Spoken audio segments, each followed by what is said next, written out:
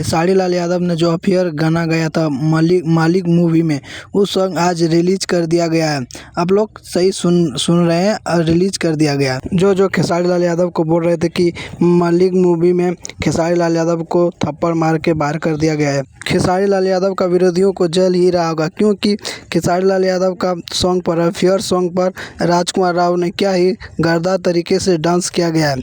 आप लोग नहीं देखे तो जाइए यूट्यूब पे जाके सर्च कीजिए और देखिए अफेयर सॉन्ग, और मस्त झकास है सॉन्ग ये सॉन्ग। और खेसारी लाल यादव को विरोधियों को जल ही रहा होगा, और खेसारी लाल यादव ने ज़ोर से थप्पड़ मारा होगा विरोधियों को जो गलत बोल रहा था खेसारी लाल यादव के बारे में, क्योंकि खेसारी लाल यादव को बोल रहा था कि बॉलीवुड से खेसारी लाल यादव को थप्पड़ मार के बाहर कर दिया गया है।